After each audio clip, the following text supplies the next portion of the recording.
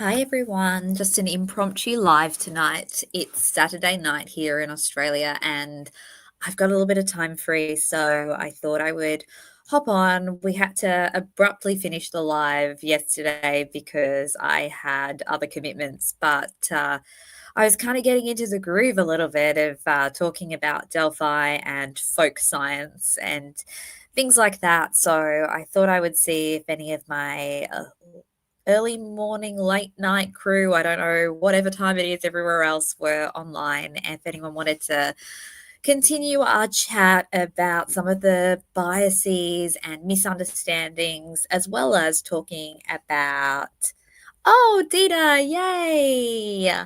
You did scare me. No, I'm very happy that you're here. This is just a random quick live just to say hello, feeling a little bit tired on a Saturday night. I had a big clinic day and it was an emotional day. It felt pretty heavy, so I thought, why not hop on and do some Delphi chat? Because as if Delphi isn't a heavy topic, but it was nice to talk about it with my buddies online because nobody in real life with me likes to talk about Delphi the way that I do.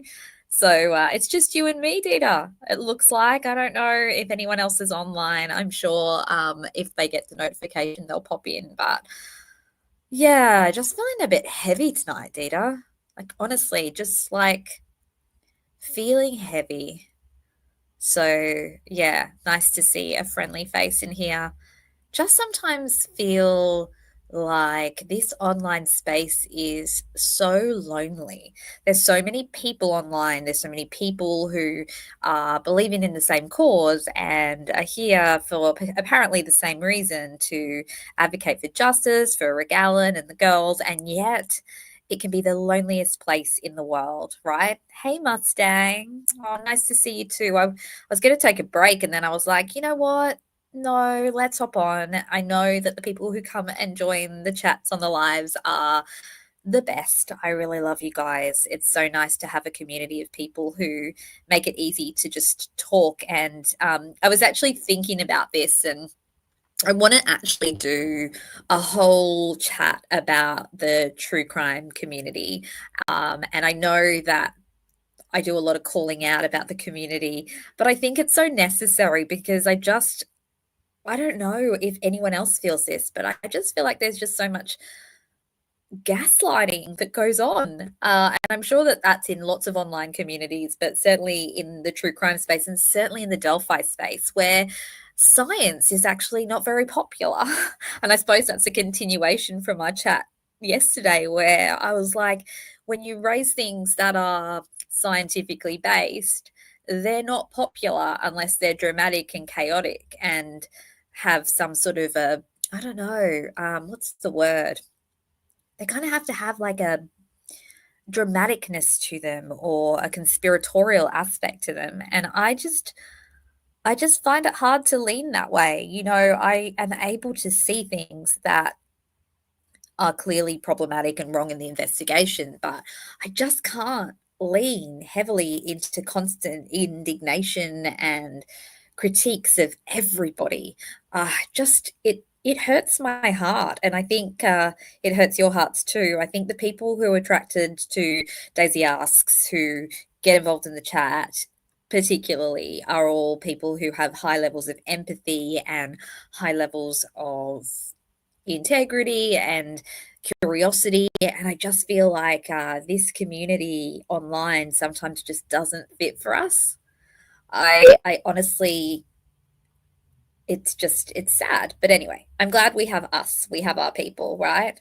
It's so nice to have a few people at least that show up consistently in good faith and have open minds and want to have discussions that help us evolve our opinions rather than being super stuck. And yeah, I think I'd never really thought much about echo chambers until I came into Delphi. I suppose maybe because I'm in my own echo chamber of life, you know, working as a psychologist.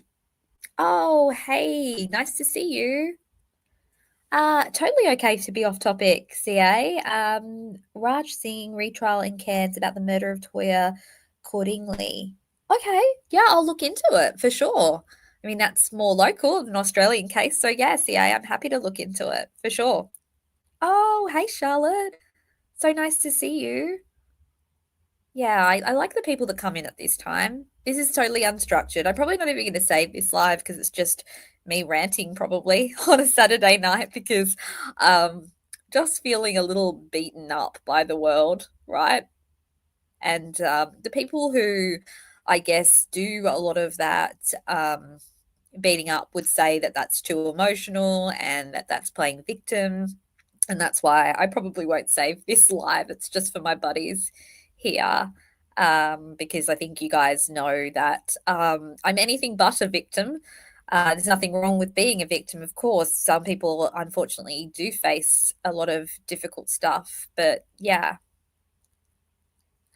yeah, Charlotte, we do need to get Rick out for sure, and I'm going to do my damnedest to help with this. You know that. I hope Rick knows that. I feel like there are so many things that could be used to help him, but we can't actually get those things to the front because of the very thing I guess that I was talking about today, and that's the community where there's a lot of resistance to new ideas, and there's an insistence on continuing to perpetuate the same narratives even though they don't hold up to science.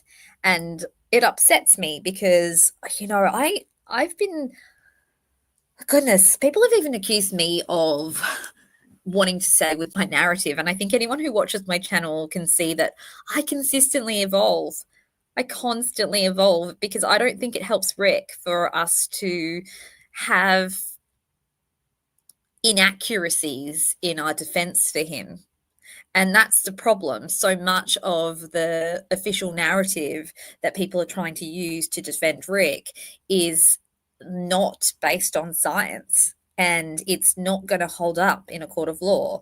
And the stuff that actually probably could help Rick is often ignored. And I'm not saying that's across the board with everything. I think there are certain angles that are certainly being pushed that are helpful and evidence based, but there are also so many angles that people will get stuck on that will be ripped apart if there is a retrial. And that's why I'm passionate about clearing up the misconceptions using evidence based logic and research, not to be contrarian, not because I'm anti Rick, because I think it's so clear that I advocate for Rick Allen. I've put my heart and soul into this channel and any of the other stuff that I've tried to do online to support Rick. It's not supporting Rick to pull out, what's the word? Well, I guess folk science to try and support him. The reality is that a lot of the arguments people make online in trying to defend him are not based on facts and science. And I can't stop saying that because it's so frustrating. And if somebody were defending me or supporting me, I'd want them to stick to evidence.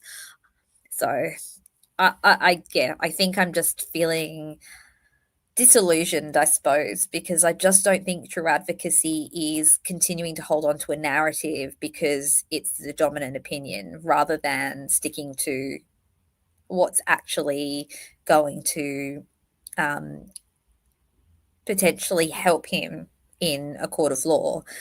So, yeah, that's where I'm at the moment, feeling very disillusioned and very burnt out today after a busy day in the clinic. Uh, I just want to make sure that we have the right approach. Yeah. Um, Charlotte, you're flying over there. Amazing. That's wonderful. I hope that you get to see him. Uh, yeah. I think that the lawyers are definitely busy too, Dita. I think the lawyers will do their best. I definitely trust that the lawyers are incredibly capable and are dedicated to supporting him too. Hey, Robert, what's The Devil Wears Prada, the sequel? I'm not sure if that's a reference to what we're talking about. I like The Devil Wears Prada. I haven't watched it in many years though. Uh, I just think that, well, I don't know. I don't know. The people in here who support Rick, what do you actually think is going to help if there is a retrial? Because I don't think it's following narratives that aren't actually based on any science. That's my sense, and I'm not saying that to anyone in here because, of course, I feel like you guys actually are open and curious. That's why we're all in here together, right? Yeah. CA, the deadline date for the appeal, I think it's in a matter of a couple of weeks, isn't it? I think it's mid-December. I don't know the exact date. Yeah. CA, you were mentioning a case in Cairns. Are you Australian? I'm just guessing given the time that you're on here. You're going to stay in Oklahoma, Charlotte. Wow, amazing.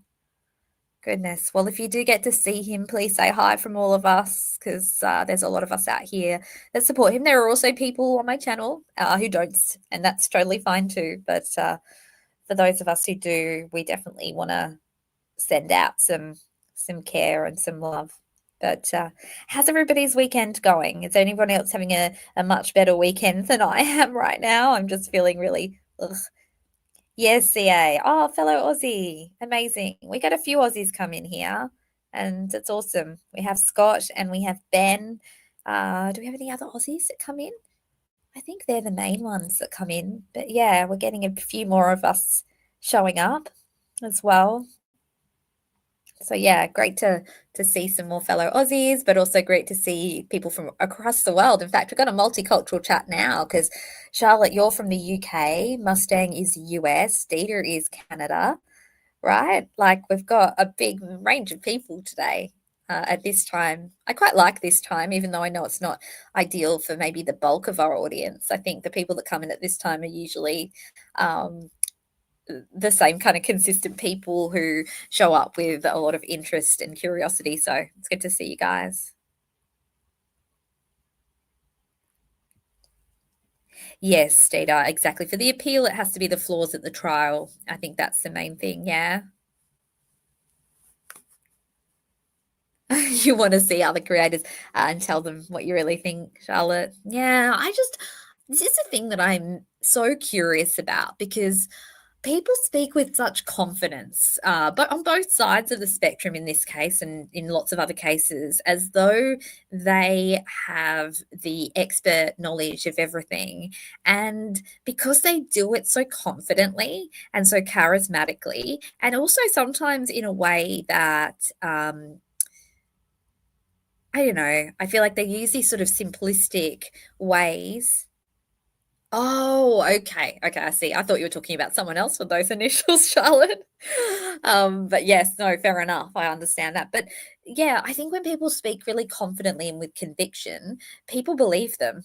And you know what's really sad about that? Because a lot of the people who are the wisest, the most people with the most expertise are the people who don't speak with conviction. Because as we talked about in our live the other day, yesterday, and I think it was Heron who was talking about, was it Heron who was talking about the Dunning-Kruger effect that I was talking about? What we know is actually the people who know the most, the people who have expertise, are usually the people who feel the least confident.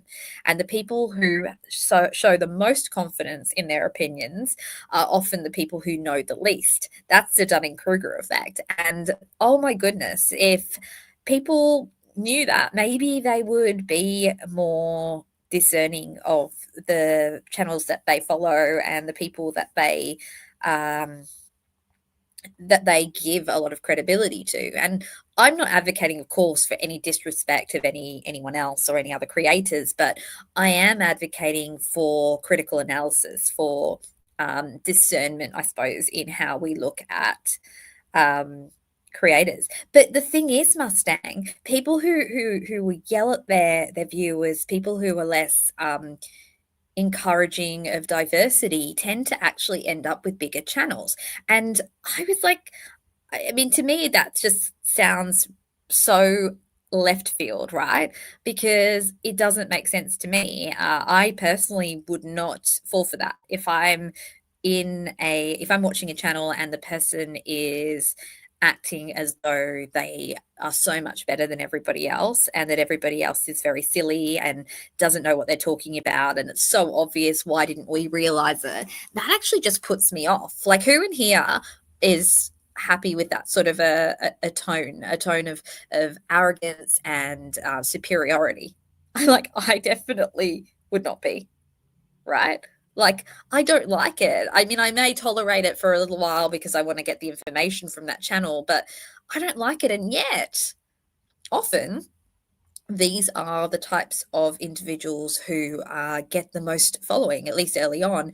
And what happens is they basically, by doing that, they create the sort of signal, and it's called signaling. Actually, I was actually looking into this. There's some research about this, but it actually signals to audiences, people listening, that that person has authority. Isn't that weird? So they call it like dominance-based status, loud, confident, simplistic, anti-disagreement, like you're stupid if you don't agree with me, that kind of mentality. And nobody please clip that out and say I would really say that, because I would never say that. I would never say that. I would never say to anybody in my chat, you're stupid because you think that. Like, and yet people who say that end up actually being the people who get the most subscribers and the most notoriety. Notoriety is probably not the right word, but yeah, like it to me, it's just so weird. And I don't know, I guess I don't subscribe to a lot of these sort of social norms, I guess. And I think that's probably a hallmark feature of people like myself and probably a lot of the people that are attracted to my channel, where a lot of us are neurodivergent and we don't get society. I don't get it. I'm just like, but why would you like that? Why would you like to be told that you're silly and that this person knows better than you? I don't know. I really, really struggle with that. But I think it's this, it gives this perception, I suppose, of competence, maybe.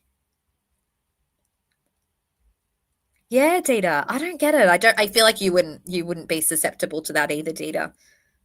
Yeah, Mustang, sounds like you don't really like that either. I think everybody who's in here now listening to me probably isn't that type of person, because as much as I think people have liked to call me Miss Thang and say that I'm trying to lecture, I do sometimes have some monologues in here, but I always try to do it from a place of curiosity and learning and understanding and helping to share my understanding with humility. I don't feel like well, no, not that I don't feel, I would never put somebody else down, because actually I couldn't go to sleep at night knowing I'd put somebody else down, because it actually makes my heart hurt to do that, right? Yeah, Mustang, I think you're more the same as I am too. And I think it's that high sensitivity, and highly sensitive people, like we pick up on those vibes and we're like, um that's not actually true. Like, we don't buy into those signals, right?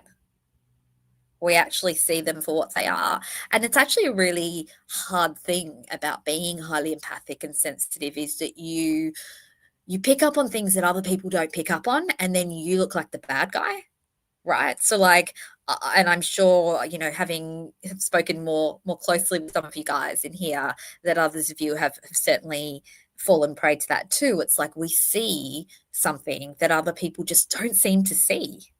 And it's maddening, because then you kind of just get gaslit by the world, because you're like, oh, that person's like actually being really mean and really covertly sometimes, even, but sometimes overtly, but nobody else is seeing it. And it's just like, yeah, it's maddening. I have to say, it's maddening.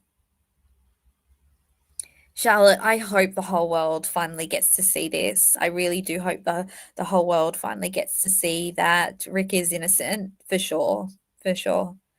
But yeah, I think today, like I said, I'm just on a little bit of a rant, and I don't think it's a rant. I think it's just talking about things that are actually going on and acknowledging them, because I think we have to. Hey, Cryptex, nice to see you. We're not really doing much Delphi today.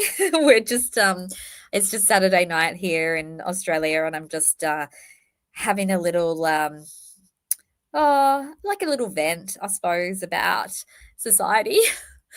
So one of the things that I've always, not always, more recently kind of come to is I really struggle with societal kind of norms, because I feel like society is outdated. It's based on outdated survival mechanisms, to do with evolution. And I just think it's it, it's so damaging in this day and age. And I often say society to me is the wicked stepmother.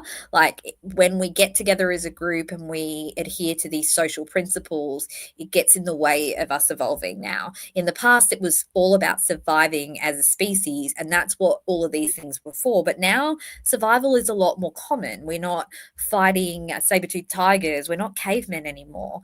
And so if we think about like Maslow's triangle. If anyone studied psychology here, you will have come across Maslow's hierarchy, and we talk about like basic survival needs, and then we move up to psychological needs, and then we move up to self-actualization needs.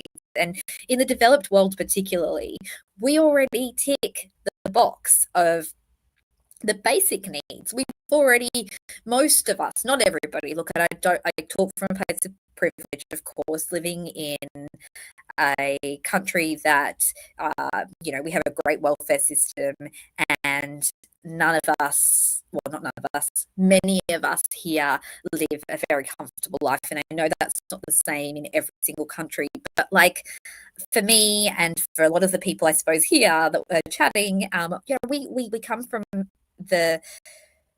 a world or a lifestyle where we're not fighting for basic survival. And so we're now moving up to psychological needs and self-actualization. And I think when we're in that space, then those old society rules don't make sense anymore. We don't need to be dog eat dog. We don't need to be cohesive and agreeing on everything.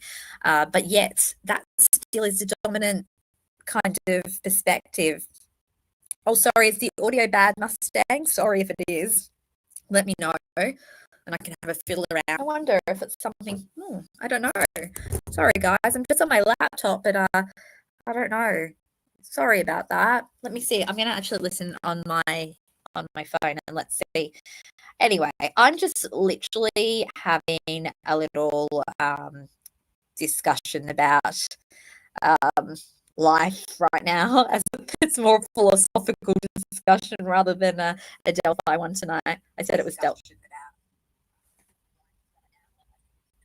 Oh yeah, I think it's a bad internet connection, perhaps, guys. I can hear it too. Apologies. I'm not going to stay on too long though. But Dita says, I have a child with mental illness. I like raising him to be a functional human, to climbing up and down the hierarchy every single day.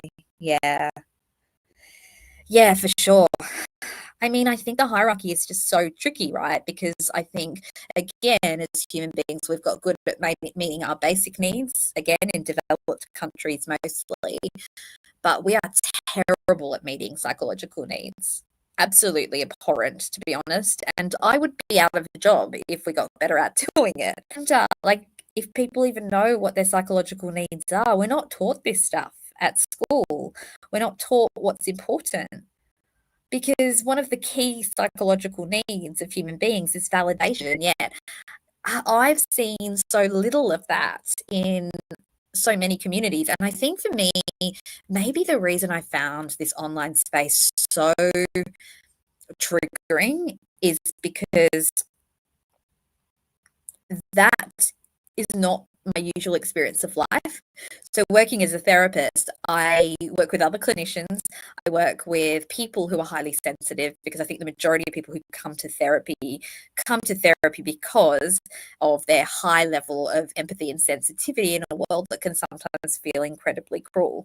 And so I just find like I've come to this space and people don't naturally have any curiosity about people's emotions, where people hear that they've hurt someone and then they just mock them, and the person's a perpetrator for feeling hurt. like it's such an unusual community. I don't know if anyone else feels this, but like if you've hurt someone, how do they become the perpetrator, right? Because if I've hurt someone, I don't become the victim. I might also be a victim because sometimes when I've hurt someone, they may have hurt me too. But like then we just be engaging in repair. And what's repair? Repair isn't blocking someone, it's not ignoring someone, it's not saying that their emotional reaction is dumb. It's like, my goodness, I just like, where are people learning this stuff from? Sorry, I don't know. I guess I feel like the people who are in here, a few of you guys know what I'm getting at because I know you've been through something similar, and that's why I always try to create this space as a safe space to be able to feel and talk and express. And it should never be a place where if somebody's hurt, they can't actually tell somebody else that they're hurt. Because telling someone else that you're hurt is actually an act of gratitude to me. I'm hurt. Let's fix this. It's actually not kind to not express pain.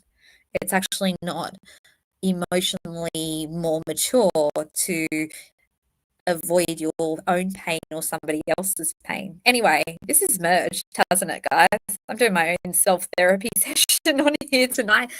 And apologies for that. I think it's just, it's been a really big day. Just a lot has been going on for me.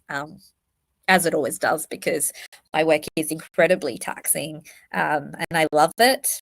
I absolutely love doing it, but it definitely, emotion soaks into every single pore. And yeah, I think it's an interesting world that we live in, though. And oh, hey, Kelly, nice to see you. We're just having a chat about society. Actually, Kelly, I would love for you to come on and have a chat with me one day because Kelly has a lot of amazing insights around this too. We're talking about society and emotional needs, and I'm just talking about just the culture shock for me coming into this space and just being like, wow, I didn't realize the world was this cruel. And I mean, I've got to like 40, now 43 as of 2 days ago. And I've definitely had cruelty in my life, but it's like, wow, when you come into the online space, you just see it so glaringly. I guess I've surrounded myself in kind of a chamber of echoing compassion, I suppose, because of the work that I do and the people that I see. And so it's really odd for me to be in an environment where people don't talk about feelings, or if feelings are talked about, they're considered being a victim or being dumb or a problem. Like I just, yeah, I'm just flawed. I'm really flawed. And so how did I get onto this topic? I was just getting onto this topic talking about how what thrives in the true crime community a lot of the time is leadership that is status based, that signals authority through, confidence and indignance and drama. And yeah, whereas I kind of feel like what inspires confidence in me is humility, curiosity, openness, compassion. And unfortunately, it's missing in a lot of these spaces, which is incredibly sad. I find it really sad.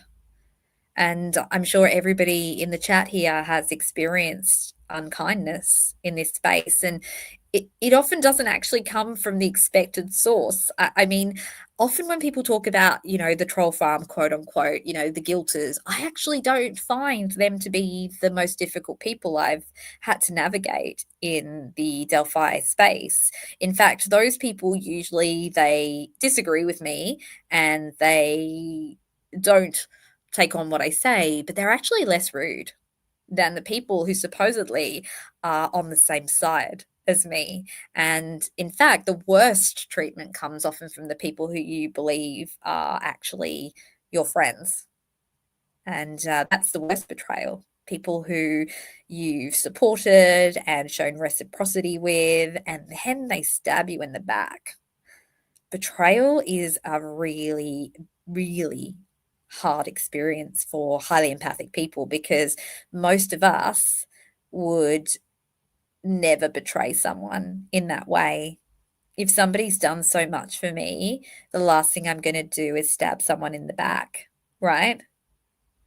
But I'm sure everybody in here has probably at some stage experienced being stabbed in the back by people that they have given so much to. And I think for empaths in particular, highly sensitive, generous, emotionally generous people, I think that happens so, so often. And then the empath becomes the problem because they have big emotions. So people can definitely be rude behind a keyboard, Kelly. A lot of people can. And I just don't see why you need to be different behind a keyboard to in person, right? But actually I do. I do. Psychologically, the reason people do that is because they won't accept their shadow. They won't accept the parts of them that are angry, resentful, insecure, etc. Because to accept that means to be self-aware and to take responsibility, and so instead it leaks out in their behavior. And then the worst thing is that they don't even acknowledge it. Cryptex, you're amazing, and realistically, Cryptex, your channel in terms of Delphi is one of the only channels that I reliably know that I can go to and not feel upset after I leave, because you are absolutely, able to get along with everyone. And again, it's always interesting, isn't it? Because there are channels that attract only people who agree with them, and the channels like your channel and I think my channel, where we get both sides, like that, I think says a lot. Because if in your chat you have people who believe that Rick Allen is guilty, people who believe that he's innocent, and everything in between, oh, hey, Anak, nice to see you. I think if you've got a channel that's got all views and diversity in it, you're doing a good job, Cryptex, and you absolutely are, right? Because that is exactly what your channel is. You have so much diversity in there. And I think that if anything, if I were to say anything to someone new coming into the true crime space, I would be saying to them, find a source of information where people hold all sorts of diverse views, because that's the way that we actually grow and learn, right? So, yeah, it's kind of the anti echo chamber because echo chambers are exhausting. I don't know about you guys, but echo chambers are not fun for me. I don't enjoy them. Sure, it's great if we're all agreeing on concepts, but I don't want to be somewhere where the person who's talking to me is demanding compliance. And if I don't comply with them, if I don't agree with them, then I'm an idiot, essentially. And yet that's kind of the mentality that a lot of us, I think, have experienced online. So yeah, I feel like I'm just pontificating today, guys. I have no structure. I think I was just feeling compelled to just talk about it, like to just speak things out, because I honestly think that we need more vulnerability and honesty in this space, right? So, yeah. I agree, Cryptex, exactly. Because I think some people just can't handle nuance. Like some people go, well, if you're talking to the people who think he's guilty, then you're a guilter. And if you're talking to the people who are innocent, then you are must be on free Rick. Like they can't see that there's a continuum, and they can't see how people with very different views can get along. And yet they can. I mean, again, this chat's a great example here. We've got Mustang and Scott, who's usually here. He must be busy today. But yeah, we have quite a few people in here, see through a lot of people, in fact, who are such integral parts of this channel. I love seeing them in the chat. You know, they're highlighted in our comments because they come in and they actually are engaged and curious, and they support the channel. I mean, Mustang believes Rick is guilty, and yet Mustang is one of the members of this channel. And I think that just shows so much. I give so much kudos to you, Mustang, for doing that, because it shows Mustang isn't looking for an echo chamber. Mustang's looking for a, compassionate, curious discussions of this case, and Mustang can hold on to her beliefs without being told off in here.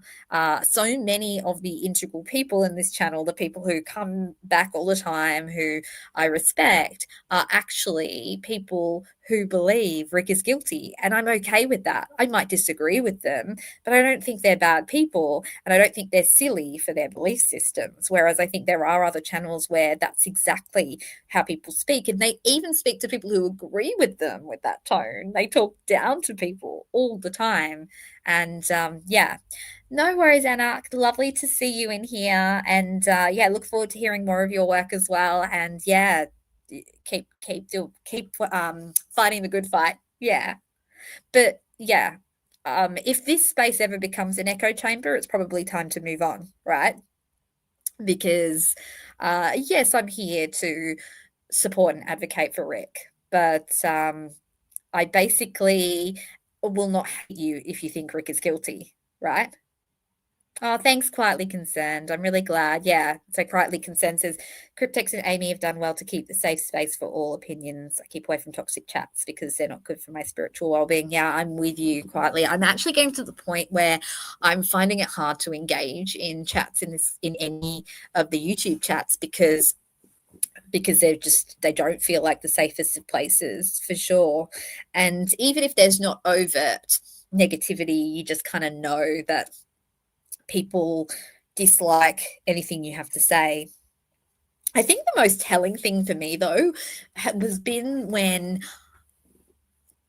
even if your point actually helps a group to fight for their cause, they don't like it because it comes from a voice they don't respect or want around. And I've certainly seen that happen a lot too.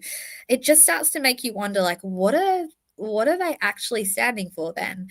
Because even if someone, I was going to use a name then of a famous person who I disagree with, but I won't, because I won't use names. But even if somebody who I really disagree with comes in and makes a really, really good point about Rick's defense, and I don't like that person in any other way, if they're going to help the cause of advocacy for Rick Allen, I'm going to credit them for their ideas. It doesn't matter if they're my worst enemy. I don't really have a worst enemy, but yeah, I would be like, oh, cool. Okay, well, that's going to help Rick, so I'll take that on board. I wouldn't ignore it and be like, well, I don't like that because it comes from that person. Like, to me, it would be hard. I don't want to agree with someone. People know that. Like, I sometimes have a bias about certain people because I'll be like, well, that person has, I've had some beef with that person, so I don't really want to know that they're right about something. At the end of the day, if they're right, they're right. Right. So, yeah. Thanks, Kylie. I'm glad. I hope that people never see me as being hostile.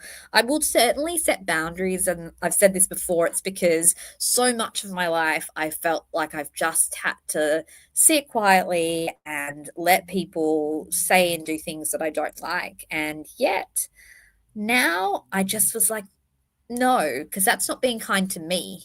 If we don't actually allow ourselves to feel upset when people do the wrong thing by us, then all that happens is we soak in that upset. And that's what I've done my entire life, which is why I have a very brutal inner critic that creates a lot of pain for me. And even this evening, that's exactly what was happening for me. So I was sitting here going, I just feel bad about myself. I feel like there's something wrong with me because I just can't fit in this world. Like, I feel like my voice just doesn't get heard. And I'm never going to be the popular person, except in a psychology clinic. I'm pretty popular in here, in my little tribe here. But yeah, it's like, I think for me, oh, thanks, Mustang. Thank you. I'm so glad that you like Cryptex and I. Yeah, I really appreciate that. But yeah, I was sitting here feeling like I'd internalized all of the disappointment that I feel in the world, and I'd put it all on my own shoulders. Like my inner critic says things like, "You're a loser, you're too much. That's the reason that you'll never be popular. People don't like you." And I'm being really honest. I mean, I'm 43 years old, but that is the sound of my inner critic that I try to work on soothing and taming, but it's when I see how society acts, I then soak that in as a personal reflection of who I am. And in getting here and talking to you guys and actually just expressing it, this is actually helping me to go, like, take a breath. It's okay. It's okay. It's not like, if that's the way society works, that doesn't reflect on you.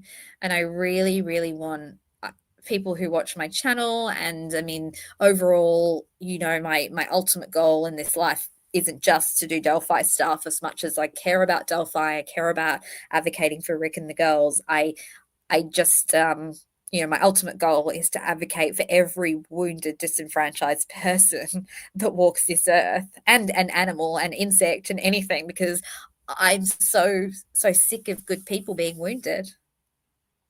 I'm so, so sick of the most empathic, genuine people with high levels of integrity and ethics being the people that hate themselves the most. Yeah, quietly concerned. I'm so sorry that you also have fallen prey to this. And I think so many people who gravitate to me, whether it's in my professional career, whether it's personally, or whether it's even here now in this online space, are probably plagued by very similar difficult experiences as I am, because I think the type of people who find the type of things I say interesting, or that resonate, are going to be people who have been a victim of this society too. And I don't use victim as a negative word, but people who are soaking in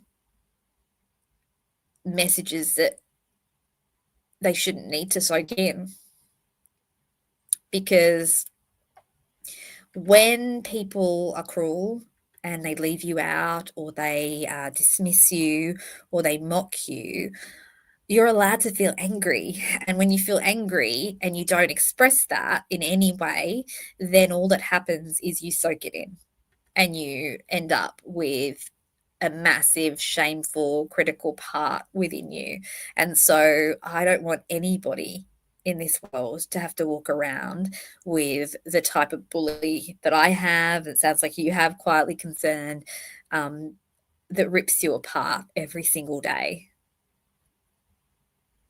And that's why, if you treat others kindly, you're not contributing to their internal bully. Because every time you call somebody dumb, or you tell them that they're too much, that they're over the top, that they're dramatic, they're intense, that's exactly what you're doing. You're feeding their inner critic. And who has a right to do that? Who here has a right to judge if someone's dumb or intense or too much? Because I'm not sure that I'm going to judge that about people. I can say I don't like certain things they do, I don't like certain behaviors, but who gives anyone the right to call someone dumb? It's abhorrent. It really is. It's abhorrent that people think that they have the ability to determine somebody else's worth. I'm really on my soapbox today, guys, but this is all my own kind of personal reflections, and I suppose my own therapy too, because if I don't voice this stuff, I forget it too. And I get stuck in the same spirals as well. So, who in here has internalized other people's messages about them? Everyone, right? That's just what we do. Well, maybe not everyone. I guess there are some people who are impermeable. They don't allow themselves to uh, be reflective of anything that's ever said to them, you know? Yeah, Dita, exactly. How does anyone know who we are? I mean, I say this all the time because it's just so absurd, but I've been called dumbass, Delphi dummy, sociopathic, anti-Semitic, a white supremacist. What else? Unserious. So many other things too. I mean, gosh, it's just beyond saying them all out loud. It's just bizarre, right? Like anybody who's in this chat now, would you say I tick any of those boxes? It's just like, how do people not recognize that it's not okay to say those things to somebody else, to another human being? I mean, my children know that you don't say those sorts of things. My children wouldn't call another human being dumb. They wouldn't call somebody any names. They wouldn't, I just, yeah, anyway, it, it's so surprising that we can reach adulthood and go and speak to people keyboard to keyboard or face to face and say those things. And I agree, Mustang. People are not allowed to respond either, because if somebody's mean to you, hey Dave, nice to see you. But if somebody's mean to you, you're not allowed to respond, right? You're like, if you respond, then you're being too dramatic. You just need to let it go. That's what people say. And I can't stand that, guys. I literally can't stand that. You don't actually need to let it go. If somebody is mean to you, you are allowed to say, you were mean to me and that's not okay and I don't deserve that. In fact, that is self-compassion. That is self-respect. You're allowed to do that. And that is how we don't end up soaking it in, because we set a boundary. And you know what? If that other person cares enough about you, they will then say, I'm sorry, I shouldn't have said that. Right? But instead, what happens here is if somebody's mean to you or treats you poorly, you're told you're just complaining, you're a victim, and you need to stop because it's making everybody else uncomfortable. Well, it shouldn't. It shouldn't make other people uncomfortable if you have been hurt and you express it, right? It shouldn't.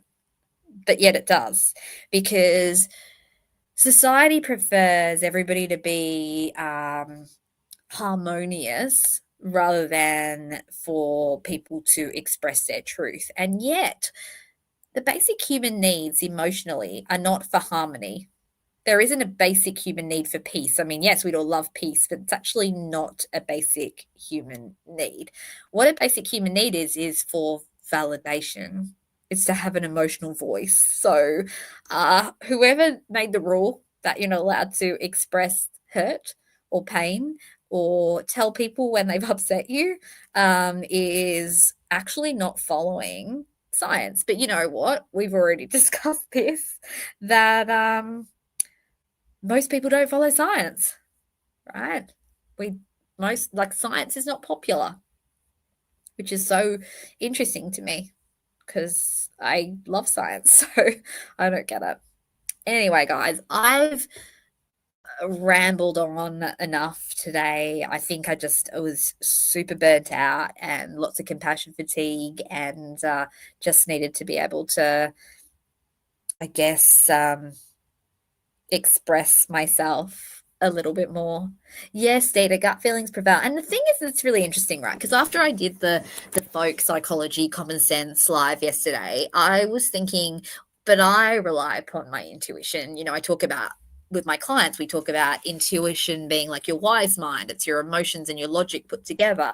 But I just don't think most people are basing intuition on that. They're basing it on common sense, and I'm putting that in quotation marks. And common sense is just what society's told you, right?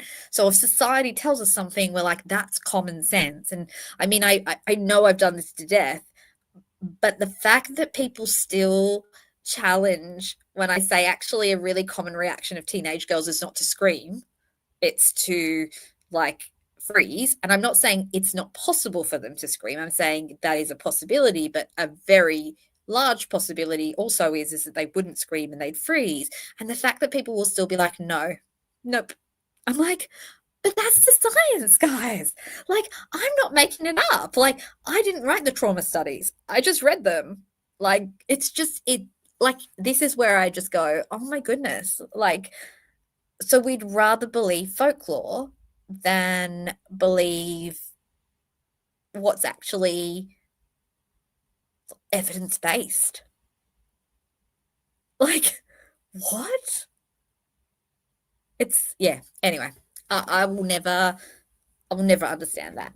And I hope that nobody who was the victim of crime ever feels bad that they didn't scream, because I just want to tell you guys that a vast majority of people in situations where they're trapped and helpless and the power dynamic is such a massive imbalance would not scream. They would not run, because it is a well-known trauma response to freeze and to also um, to go into tonic immobility. Okay, like that is, it's not just me trying to make something up or me trying to express what I think would happen. I'm like, this is what we know happens. And yet we just don't want to believe it because it doesn't fit the narrative that we're trying to get stuck into. Yeah. Oh, I'm with you, you're celebritarian. His family had to know. I mean, that's another really common one too. And again, I just love it because it's like this morally kind of judging people who have, married a person who turns out to be terrible. And we don't think that's the case here with Rick. And yet it's like, but there are people. I mean, has anybody in this chat ever had a relationship with someone who turned out to be not the person they thought they were? Has anyone? I'm pretty sure it's all of us, right? We could do a poll. I'm just being lazy now, but I'm pretty sure we've all done that. I've been burnt by relationships multiple times. I was betrayed very recently, as some people know. By we get blindsided by people. We can all see what we want to see in people, and then be called out, even whether no matter how perceptive you are, whether you're an empath, whether you're a psychologist, whether you're the smartest lawyer in the world, we can all get tricked. And it's not even deliberate tricking because people trick themselves. Like a lot of the time, I mean, I think of relationships I've had with people who had their own wounds, and they had the part that they were showing to me was 100% like who they felt they were in that moment. But at some point, they slip into another part of themselves, and that's 100% who they are in that moment. And what people don't understand as well about trauma and about human beings in general is that we have multiple parts to us. And the more traumatized you are, the more likely it is that those parts are quite fractured and distant from each other.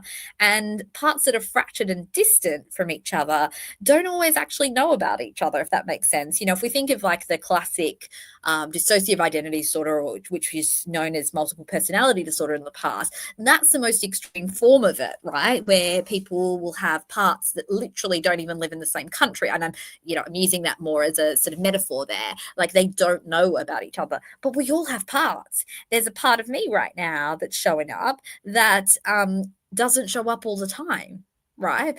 So the part of me that gets more upset and gets kind of more boundaried and rationally, cleanly angry is not a part that a lot of people get to see, right? Because I generally suppress that part. And so I think anyone who thinks that we know all of our own parts, let alone somebody else's parts, I don't really agree with that, because it's interesting in therapy. You will help people to discover their parts. And most people, even the most introspective people, don't know all of their parts. You can help guide them to understand them, but they all get blended and blurred. Anyway, it's another side trail there. But yes, Kelly, no one knows what they're going to do in a situation, and no one knows what a teenage girl with her best friend on a wooded trail across a dangerous bridge in the middle of nowhere does when they're trapped by who knows who.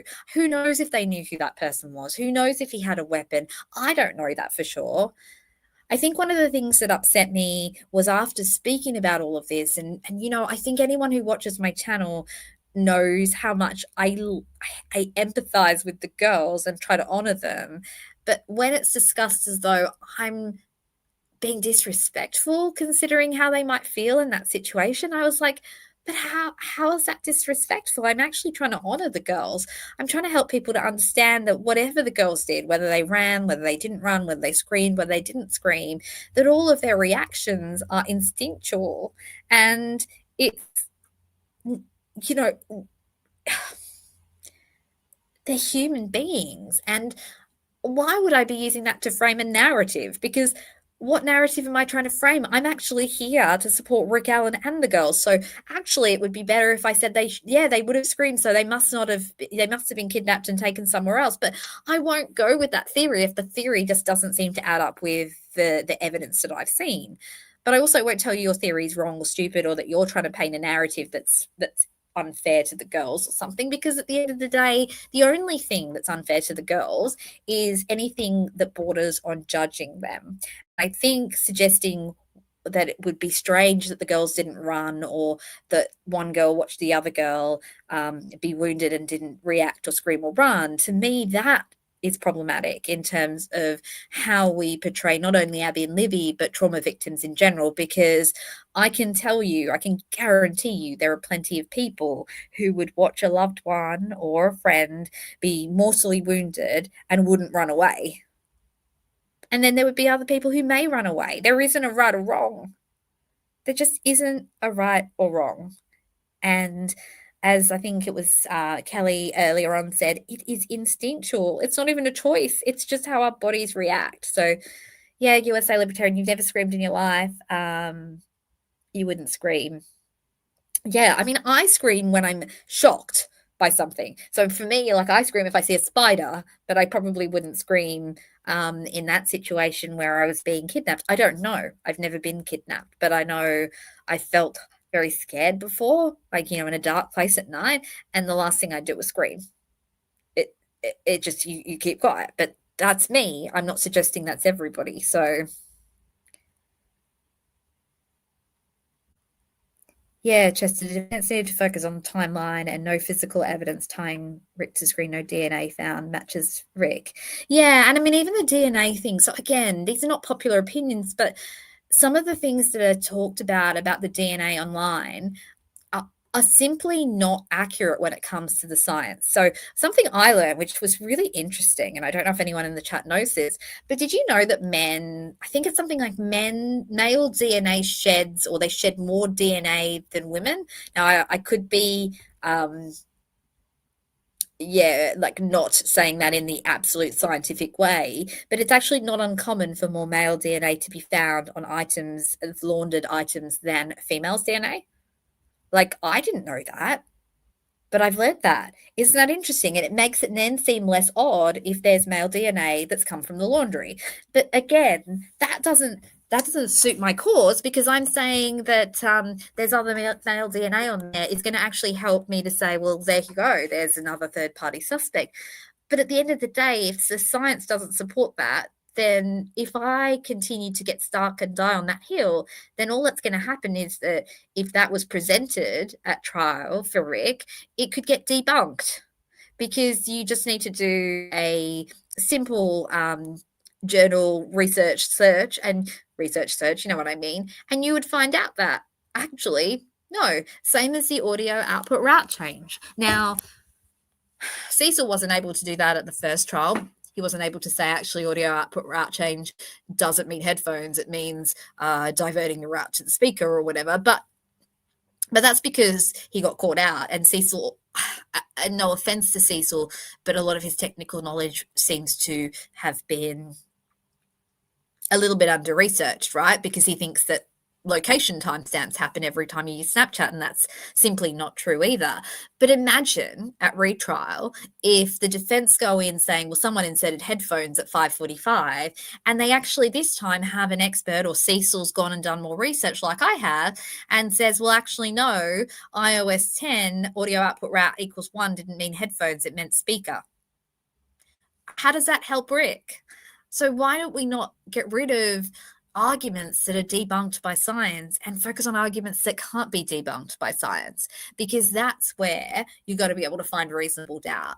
And that's why I often challenge dominant viewpoints, even when they seem like they're supporting Rick, because they don't support Rick. Because at the end of the day, if the evidence that supports Rick is based on flawed science, then that's a problem, isn't it? Right? Yeah, chest of the hair. Look, I mean, that one's an odd one. And I guess probably the only thing I'd say about that would be that if there's hair on the actual clothing, let's say on the sweatshirt, particularly on the sweatshirt that Abby has on at the end, that's Libby's sweatshirt. Well, then that sweatshirt wouldn't have particularly got wet, because I think the water would have been about knee or thigh deep. So potentially when she's putting that on, if her hair's stuck to it, I don't know. It is definitely unusual and odd, but again, yeah, I don't know if there's other explanations that could help. Anyway, it's interesting, isn't it?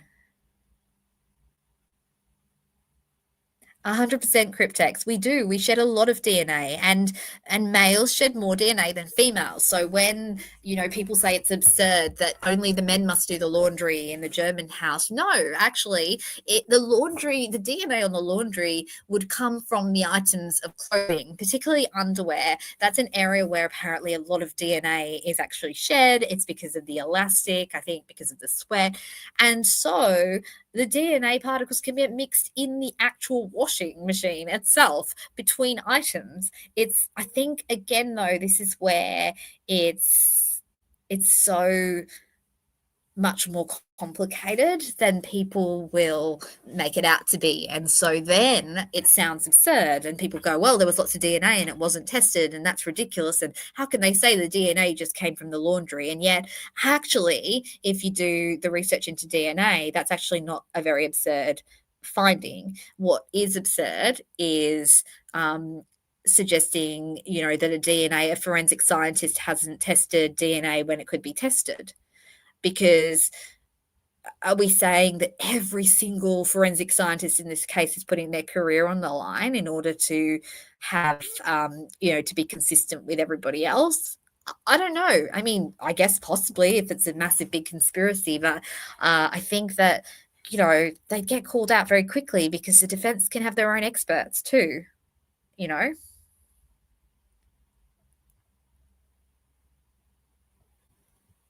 So I don't know. Look, like I said, I'm not trying to be the expert on this stuff. I guess my point here is to say that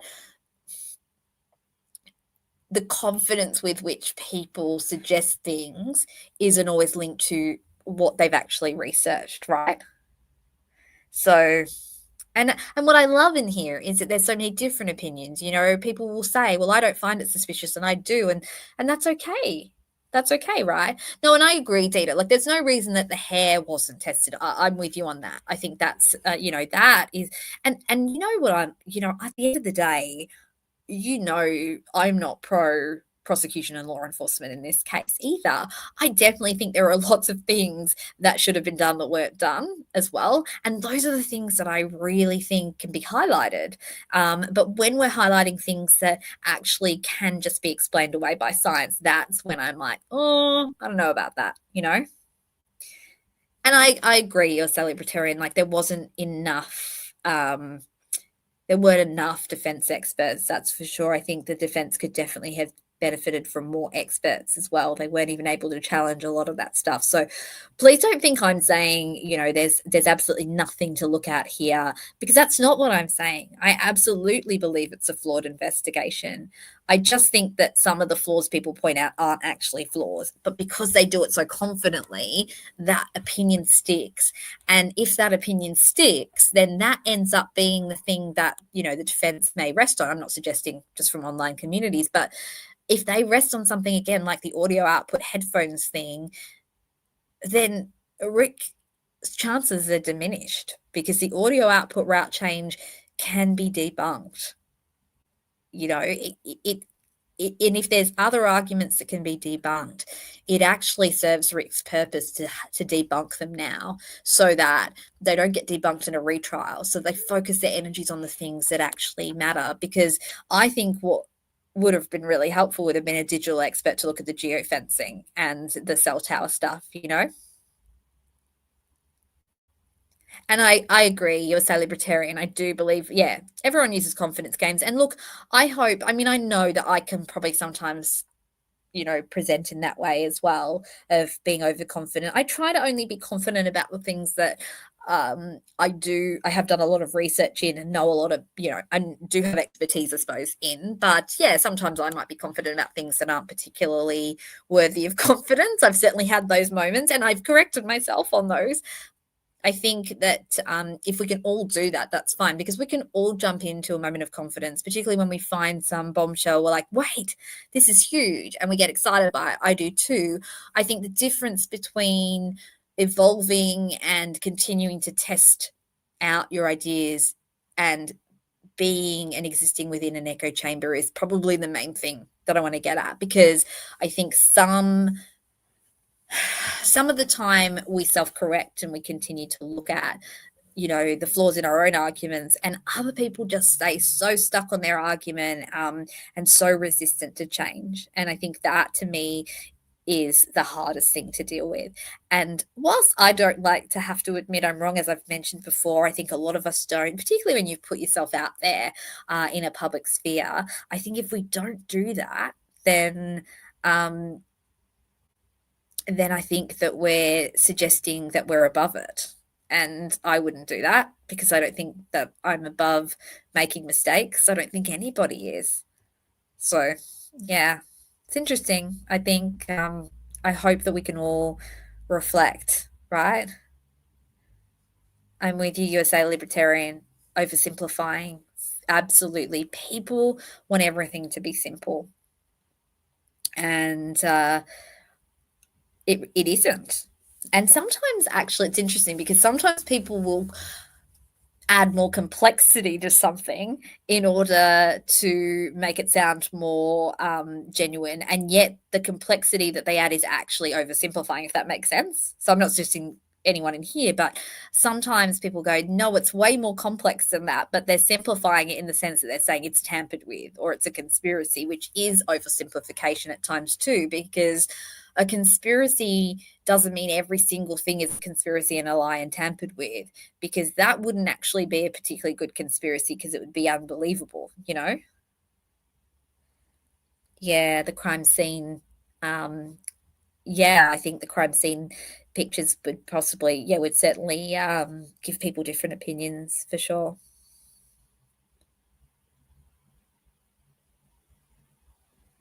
Oh, thanks everybody for joining and getting involved. This was just me ranting.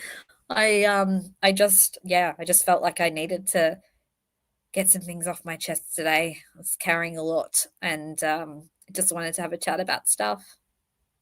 But yeah, I think sometimes as well what happens is, if somebody's really confidently stating one thing, then people get the backup. Like, I know for me, I'm not a very competitive person, but if somebody becomes really competitive with me, then I will end up going tit for tat, right? And I hate that about myself. It's really annoying, but I just can't switch it off. It's like, now I've got to prove my point, right?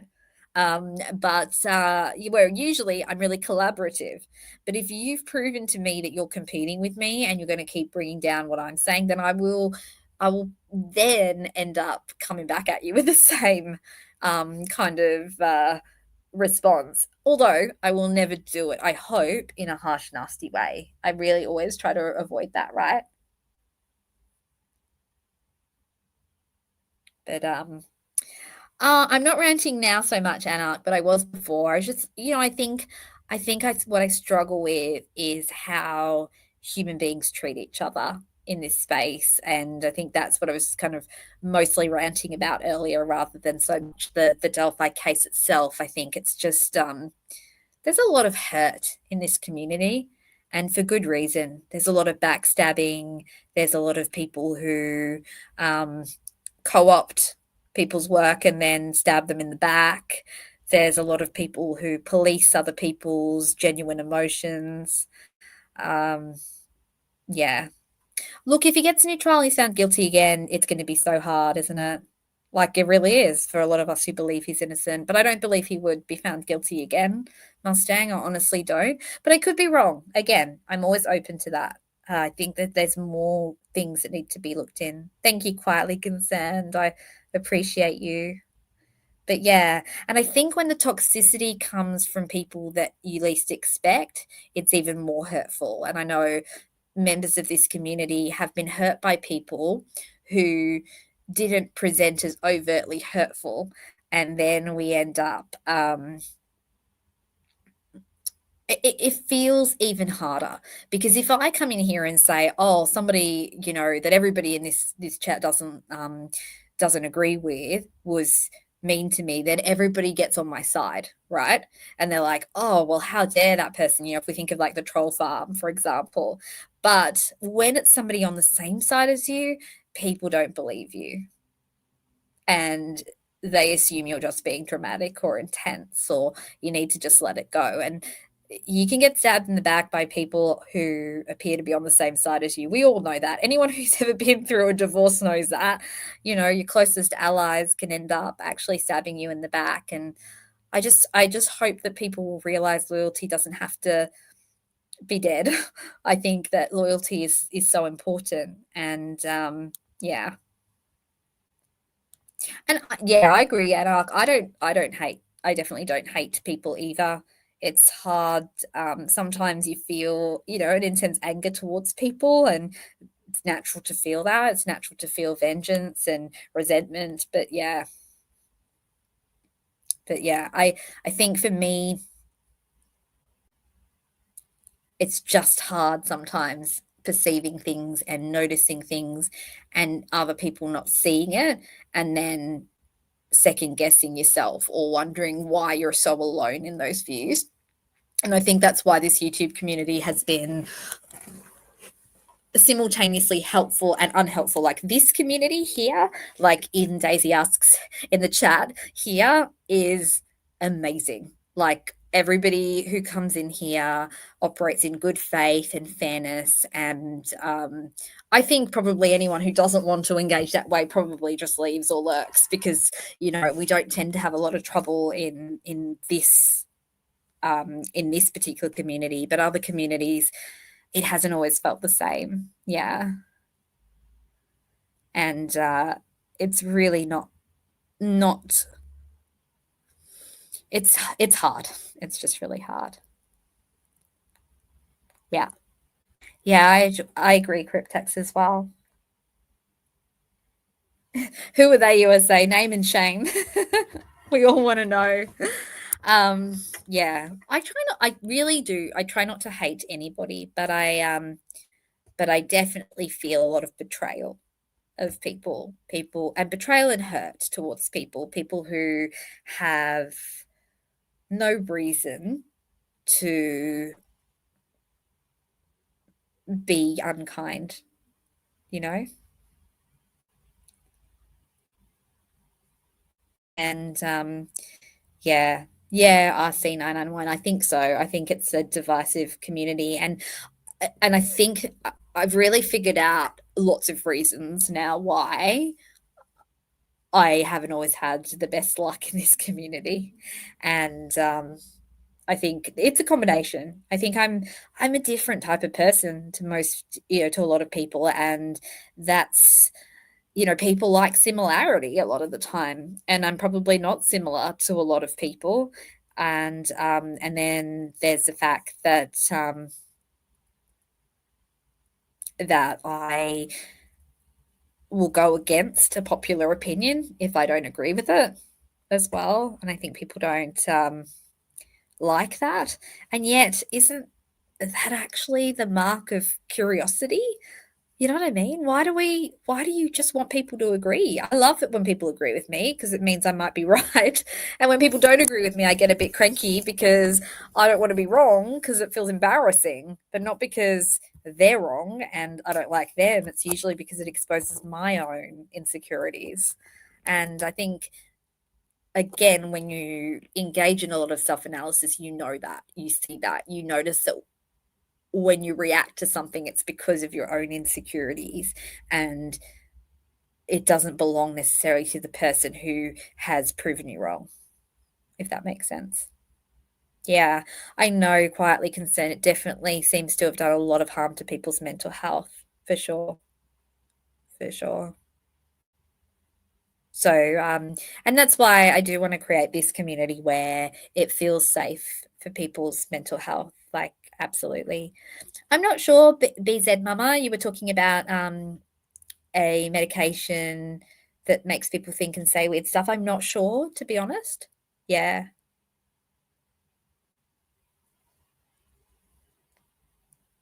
Yeah. Thanks everybody for joining in the discussion. I think it's just today's just been a space to just talk things out and discuss our feelings openly. Goodness, isn't that such a nice, refreshing space? I love doing that. I love being able to just share and to be able to respectfully present what we feel triggered by and know that it's not gonna land in a way that other people feel criticized or feel the need to criticize. And I've definitely not noticed that at all today in the chat here. Hey, Critter Mama. I still have to talk about the fog science data. I always get that wrong. I keep forgetting to I've got too many ideas, Critter Mama, of things to talk about. But yes, it's a really good point. So I definitely want to do that. Chester, the weather here is really hot, and probably another reason that I'm getting a lot of feels out today. Like, I think I'm a bit dehydrated. It's been super hot here over the last few days, which is awesome. But yeah. Good morning, Critter Mama. Welcome. We're having a group venting session. Well, I don't know. I'm doing most of the venting, but everyone else is having a little chat and asking questions. And it was just a totally impromptu live because usually I have lots of structure, but I was like, I just needed to get out here and talk about some of the things that we've been experiencing. Blizzard, oh dear, windy and cold for you, Dita too. Oh, goodness, you guys are all in the cold weather now, and we're headed into summer. I floated in my pool for about an hour and a half yesterday. I had to clean out lots of leaves because we'd had a terrible wild storm. But yeah, I've been really enjoying the fact that my pool is now 30 degrees Celsius. I don't know what that is in Fahrenheit, but it is like so comfortable. So I will definitely be back there again tomorrow. Kelly, that's a really good idea to stay in your own lane and not worry about what others think. Because, like, I wish I could do that, and but I think if you can do that, it's definitely going to immunize you a lot more, for sure. Because I think for me it was just a shock because I didn't know to expect that people would be critical and cruel and unkind and backstab and all of those things. I just didn't expect that. I don't know why. I mean, it's not like that's never happened to me in my life before, but it hadn't happened for a while. I thought I'd like outgrown that stage and was a little bit more intuitive, but I'm clearly still falling for the same patterns that I've fallen for in the past, and it's like the universe is like, you got to learn this lesson the hard way. So once again, I will learn who to trust, who not to trust, who to give the benefit of the doubt to, who not to give the benefit of the doubt to, how to approach people. I'm still learning, right? Is it normal to be so invested? I don't know, Chester. I mean, I think so many of us are though, aren't we? Like, we live and breathe it. Like, so many of us are here day in, day out. It's so interesting, isn't it? Why does this case pull us in so much? I think it's the case. I think it's you know, the injustice, the investigation, you know, it's a very unusual case. And then I think the community too, because I think there's these like layer upon layer of what's the word? I guess injustice. Yeah. Like, because I said that really early on, well, not really early on, but like a few months ago, I was like, actually, the story of what happened to Rick and Abby and Libby and the injustices that occurred, they're being recreated in this community as well. We still see that same sort of Jung would call it archetype showing up over and over again, right?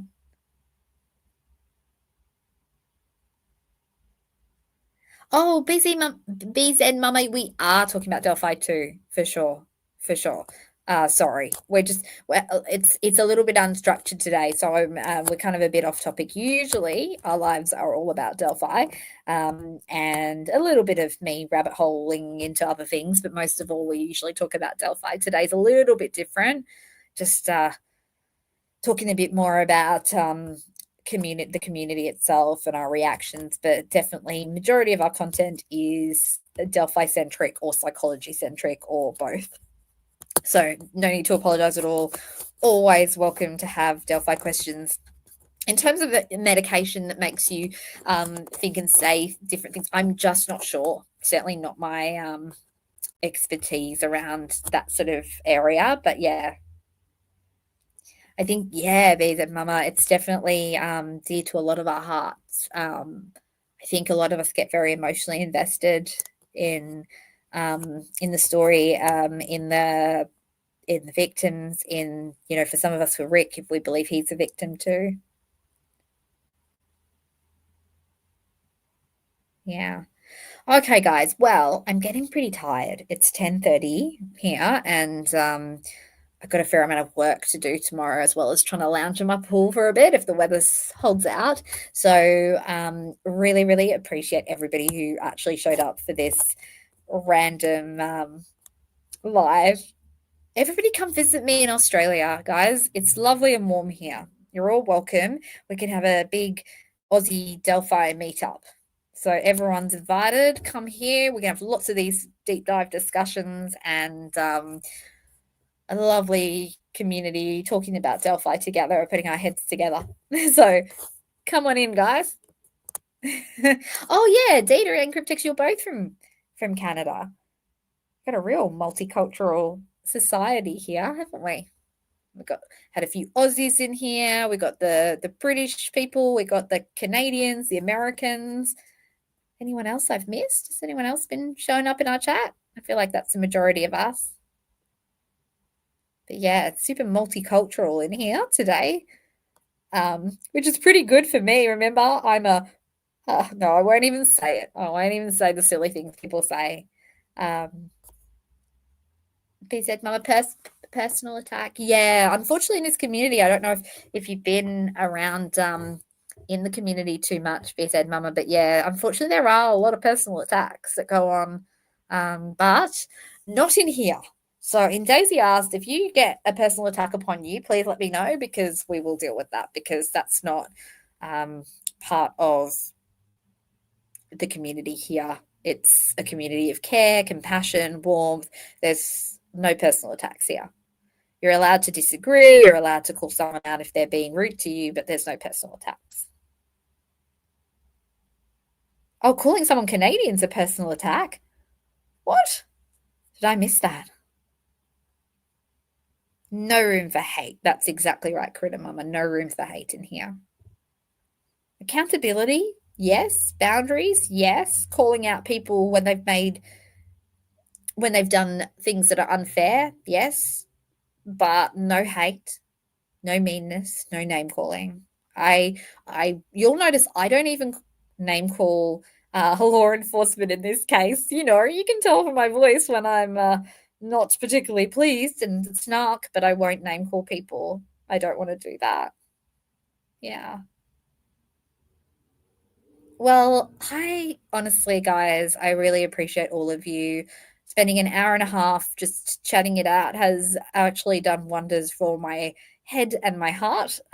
So, no, I know you weren't saying it was USA. I was just making a joke. I was like, did somebody say that? I know you wouldn't. You're a very fair and warm person in our chat. I knew you wouldn't say it.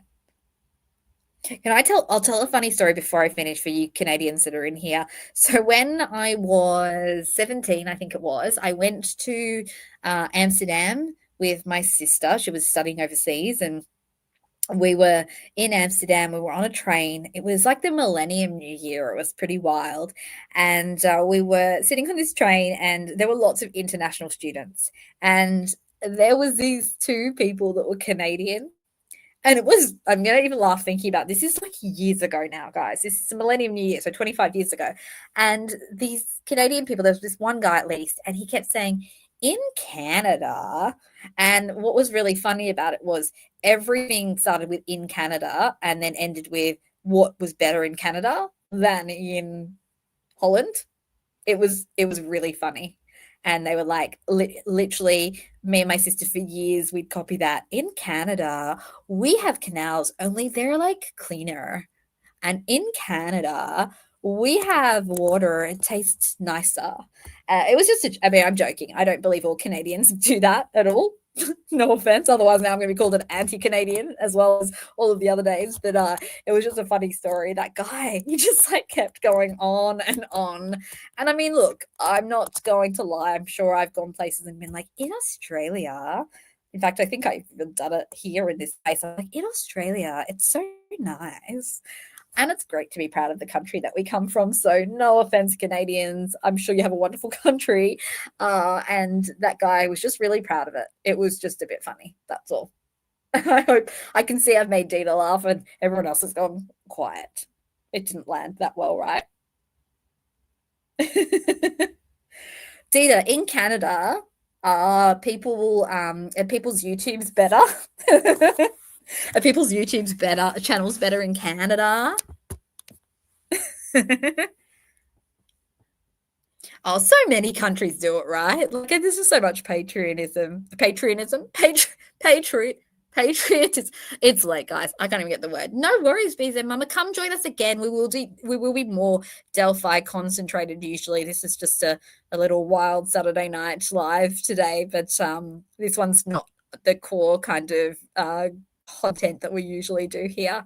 I wrestle crocodiles all the time, Critter Mama. I mean, I married a crocodile. Only joking.